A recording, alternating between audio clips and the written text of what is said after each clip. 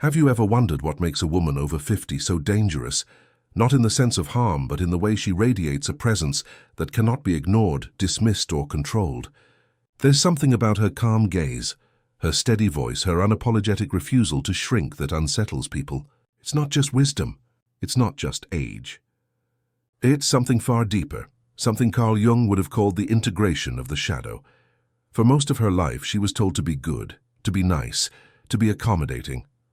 She was taught that anger is unattractive, that ambition is unfeminine, that desire is selfish, that boundaries are cruel. She learned to tuck away her darkness, her rage, her hunger, her need for power. She wore masks so that others would approve of her, folding herself into roles that promised love, security, and acceptance.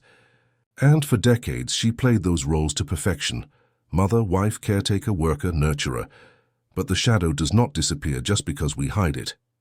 Jung warned us that what we repress only grows stronger in the unconscious. It waits, it lingers. It shows up in dreams, in projections, in sudden eruptions of emotion. The shadow is the unlived life, the part of ourselves we pretend isn't there. And by the time a woman turns 50, the shadow is tired of waiting. It demands to be acknowledged. This is the secret so few understand. When a woman in midlife finally stops running from her shadow, when she dares to look it in the eye and embrace what she has denied for decades, she becomes unstoppable. Not because she has become someone else, but because she has reclaimed what was hers all along. The anger she once suppressed becomes fuel for boundaries. The ambition she once denied becomes the spark for creativity. The sensuality she once buried becomes the pulse of aliveness. The grief she once carried in silence becomes compassion that cannot be faked. Most people are terrified of their shadow.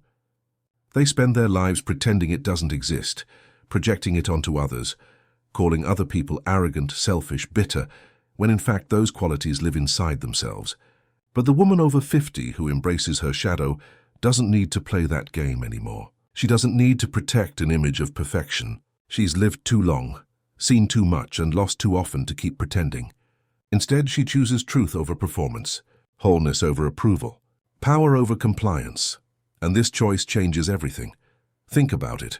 A woman who no longer fears her own darkness cannot be manipulated by guilt. A woman who embraces her own anger cannot be controlled by fear of disapproval. A woman who acknowledges her own desire cannot be shamed into silence. She becomes immune to the cultural conditioning that once held her hostage.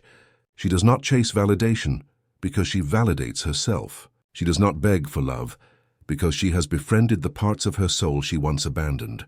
She does not cling to youth because she knows that beauty without depth is hollow, and depth is now her greatest weapon. Carl Jung once said, "One does not become enlightened by imagining figures of light, but by making the darkness conscious." That is exactly what happens when women over 50 embrace their shadow. They stop striving for the shallow kind of light that pleases others, and instead, they illuminate themselves from within. Their glow is not delicate, it is fierce. It does not ask for permission. It commands recognition, and this is precisely why such women are misunderstood. Society doesn't know what to do with them.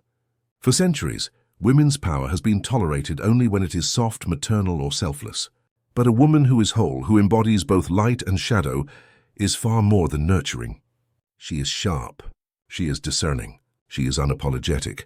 She is dangerous to any system that thrives on compliance, silence, and self-erasure. Have you noticed how language itself betrays this fear? An older man is called distinguished, wise, experienced. An older woman is called difficult, bitter, or cold. But here's the truth society doesn't want to face. When women over 50 stop pretending and start integrating their shadow, they are no longer bitter. They are free. They are no longer difficult. They are discerning. They are no longer cold. They are clear. These are not weaknesses. These are strengths born from the courage to face what others avoid. And perhaps the most unsettling part, shadow-embracing women over 50 do not need to be liked. They are not chasing approval.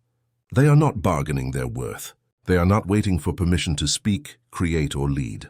They act from wholeness, and wholeness has its own gravity. People feel it when such a woman enters the room. They may not know why, but they sense it. Here is someone who cannot be fooled. Here is someone who cannot be broken. Here is someone who has already walked through fire and is no longer afraid of the flames. This is the secret power of women over 50 who embrace their shadow. They become unstoppable not because they grow harder, but because they grow real. And in a world addicted to illusions, nothing is more revolutionary than reality. So the question is not why these women are powerful. The question is, are we brave enough to learn from them? Are we willing to stop running from our own shadows, to follow their example, to embrace the parts of ourselves we've spent a lifetime denying? Because the moment we do, we too will discover what they already know, that the shadow is not our enemy. It is our greatest untapped source of power. And once embraced, it makes us unstoppable. Carl Jung believed that the psyche is not divided into good and bad parts in the moralistic way society often teaches us. Instead, the psyche is whole, containing opposites, light and dark, kind and cruel, selfless and selfish, creative and destructive. The problem begins when we identify too strongly with one side, usually the socially acceptable one, and repress the other. The repressed side becomes what Jung called the shadow. For women, especially in patriarchal cultures, the socially acceptable mask often demands they embody nurturing, beauty, patience, and selflessness. These are not inherently negative qualities, but when they dominate the identity, the woman is forced to disown her assertiveness, ambition, anger, sexual desire, competitiveness, and hunger for autonomy. Over decades, this split creates tension within her soul. By midlife, however, the cracks in this mask begin to show. A woman in her 50s may find herself restless, unsatisfied, even resentful. She may experience menopause not just as a biological shift, but as a spiritual earthquake. The hormones are changing, yes, but so is the psyche. The body is saying, you are no longer bound to fertility cycles alone.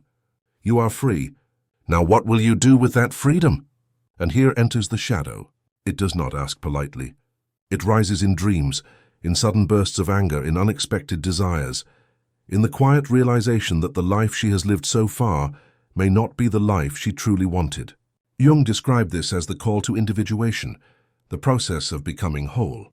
And individuation, for women over 50, means turning toward the shadow with open arms.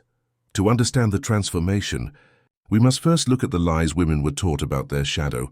From girlhood, women are told to smile, to be polite, to avoid making others uncomfortable. But anger is the soul's alarm system. Suppressed anger turns inward into depression or passive aggression.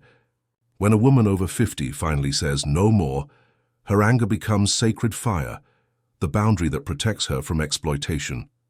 Many women sacrifice careers, passions, and creative projects to care for family or keep peace in relationships. By midlife, the shadow whispers, "What about me?" Ambition, when embraced, is no longer selfish.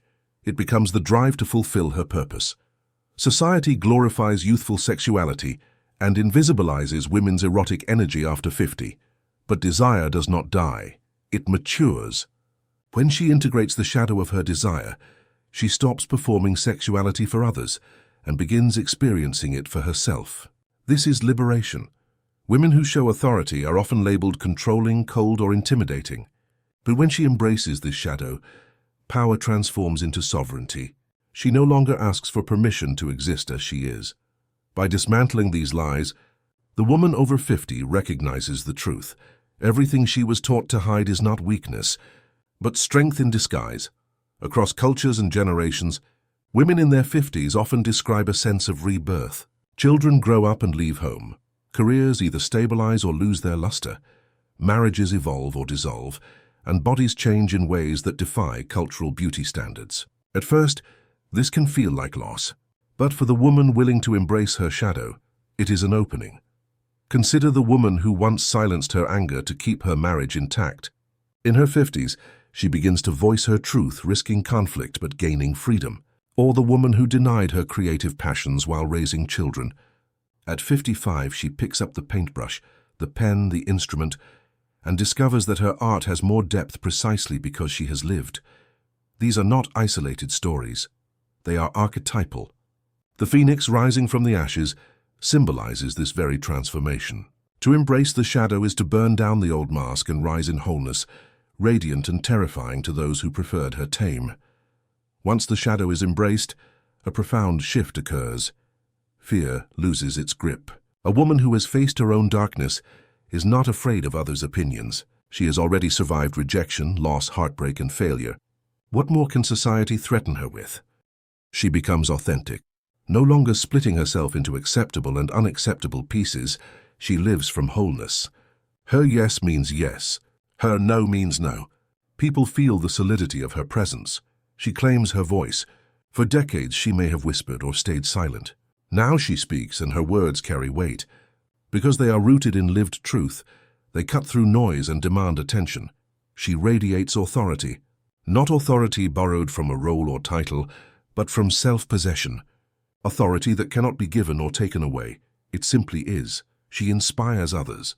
Younger women look at her and think, if she can be this free, so can I. Men sense her as a mystery they cannot dominate, a force they must respect. This unstoppable quality is not about dominating others. It is about no longer being dominated by fear, shame, or repression. It is about walking the earth as a whole being. Why does society ridicule or demonize older women who refuse to stay small? Because such women threaten the status quo. Think of the archetype of the witch. Historically, the witch was not just a spellcaster. She was a woman who lived outside patriarchal control. She had knowledge of herbs, healing, sexuality, and the cycles of nature. She could not be owned, and so she was branded dangerous. The modern woman over 50 who embraces her shadow is the witch reborn. She doesn't need validation. She doesn't bow to beauty standards. She doesn't play the role of eternal caretaker. She takes up space. And in doing so, she reveals to younger generations that compliance is not the only path. No wonder society tries to silence her with words like bitter, bossy, or invisible. But invisibility is a myth. The truth is, she sees herself clearly now. And once a woman sees herself, she cannot be unseen. There is also a spiritual layer to this transformation. Jung spoke of individuation as not just psychological but spiritual, a union of opposites that leads to wholeness. When women embrace their shadow after 50, they often describe feeling more connected to the soul. They no longer strive to be what others want. They become what their soul demands. This is why so many women after 50 turn to spiritual practices, meditation, ritual, ancestral work, or nature-based spirituality. The shadow is not just personal, it is collective. When one woman integrates her shadow, she heals a piece of the feminine wound carried for generations. Her wholeness ripples outward, giving permission for others to do the same. In myth, folklore, and psychology, the image of the older woman has always carried a paradox: revered and feared, desired and demonized.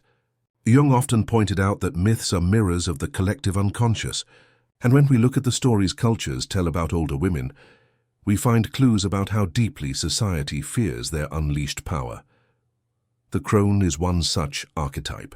In many traditions, the crone is not merely an old woman. She is wisdom personified. She sees beyond illusions. She reads the invisible patterns of life, and she does not flatter the ego. Her shadow, when disowned, appears as bitterness, cynicism, or cruelty. But when integrated, the crone becomes the truth-teller, the guide through darkness, the keeper of mysteries. There is also the witch archetype, as I mentioned earlier. While patriarchy vilified her, in deeper layers of the psyche she represents sovereignty. She is tied to cycles, to hidden knowledge, to energies beyond logic. She is feared precisely because she cannot be controlled. A woman over 50 who embraces her shadow embodies this witch energy, not in casting spells, but in living unapologetically outside of imposed scripts. And then there is the warrior queen, less common in mainstream myths but present in history. Figures like Boudica, who led revolts against Rome, show how women beyond youth carried the fire of resistance. Their power was not borrowed from beauty or fertility. It was born from rage, wisdom, and unyielding will. What unites these archetypes is that they are all whole women. They carry both light and dark. They are not afraid to be feared, because they know fear is the reaction of those who cannot yet face their own shadows. The artist who waited a woman, 52, once a mother of 3, spent decades supporting her husband's career. In her quiet moments, she dreamed of painting, but guilt told her it was frivolous, selfish. After her divorce, she finally turned to the canvas. The rage, grief, and passion she had buried flowed through her art. Within years, her paintings were exhibited locally, not because she chased fame, but because her authenticity radiated through them. Her shadow, anger at lost time, Hunger for self-expression became her muse, the executive who stopped apologizing. Another woman, 57, had risen in the corporate world by being agreeable, by smoothing conflict, by working twice as hard, but she was tired. When menopause hit, her tolerance for nonsense vanished. She began saying no, drawing boundaries and refusing to play the peacekeeper. At first, colleagues whispered that she had changed, but within a year her clarity made her a stronger leader. She became a mentor for younger women, showing them that power doesn't mean pleasing, it means presence. The grandmother who found desire. Again, a 60-year-old widow thought her sensual life was over, yet she felt a stirring within, a desire she could not dismiss. At first she was ashamed. How could she still want at her age? But when she embraced it as part of her shadow, she discovered not only romance, but a deeper connection with her body. Desire was no longer about validation. It was about vitality. She said, "I feel more alive now than I did at 30. Each of these stories illustrates the same truth, the shadow. When embraced does not destroy, it liberates. It would be dishonest to suggest that embracing the shadow is easy. For many women, it is terrifying. There is the fear of being rejected, by family, by partners, by society. There is the fear of being called selfish, bitter, or too much. There is the grief of realizing how many years were lived in suppression. There is the uncertainty of stepping into new identities when the old ones fall away. Yet Jung reminds us, one does not become enlightened by imagining figures of light, but by making the darkness conscious. In other words, the very act of facing what you've hidden is the path to wholeness. For women over 50, the resistance often comes from decades of conditioning. They were told to prioritize others, to silence themselves, to stay small. To suddenly reverse this feels almost like breaking a sacred law. But it is not divine law they are breaking, it is patriarchal law. And the cost of obedience has been the silencing of their souls. These practices are not about becoming someone new. They are about becoming whole, finally allowing all parts of yourself to live in the light. You might ask, why does this transformation so often happen after 50? The answer is both psychological and practical. Psychologically, midlife marks the transition Jung described as the shift from ego-driven existence to soul-driven existence. In the first half of life, we build families, careers, identities. In the second half, we seek meaning. This is when the shadow can no longer be ignored. It demands integration. Practically, life circumstances often change. Children leave home. Careers stabilize or shift. Relationships evolve. The external demands lessen, leaving space for the inner life to emerge. And the body, through menopause, signals that the old biological role of reproduction is complete. A new role awaits, creation of the soul's truth. This is why women over 50 who embrace their shadows become unstoppable, not because they suddenly acquire new strength, but because they release the chains that once bound their existing strength. When a woman over 50 embraces her shadow, the world is forced to meet a version of her it cannot easily categorize. She is no longer defined by her youth, her beauty, her role as a caregiver, or her availability to others. She is defined by her own wholeness, by a presence that carries both tenderness and ferocity, both compassion and boundaries, both wisdom and unapologetic truth. And this unsettles people because it reveals what has been hidden all along, that the real strength of a woman is not in her compliance, but in her refusal to shrink. Society often tries to dismiss her as irrelevant, but irrelevance is only another mask for fear. What is feared is not her absence from the stage, but her refusal to play the role written for her. What is feared is that her authenticity exposes the emptiness of expectations. She becomes unstoppable not because she resists aging, but because she embraces it. Every wrinkle, every scar, every lesson carried as proof of survival. She no longer bargains for love, for recognition, for safety. She carries those within herself, and in doing so, she mirrors back to others the work they have avoided, the shadows they have denied. Some will respond with admiration, others with hostility, but none can remain indifferent. A woman who has embraced her shadow radiates a kind of freedom that cannot be sold, silenced, or subdued. She becomes a force of nature, walking proof that the second half of life is not decline but awakening. She is not the ghost of her younger self. She is the embodiment of everything she once hid, everything she once feared, everything she once was told to suppress. And in that embodiment lies the kind of power that no culture, no system, no fear can take away. That is why women over 50 who embrace their shadow are unstoppable, not because they found light, but because they made peace with the dark, and in that peace discovered a power far greater than the world was ever ready to see.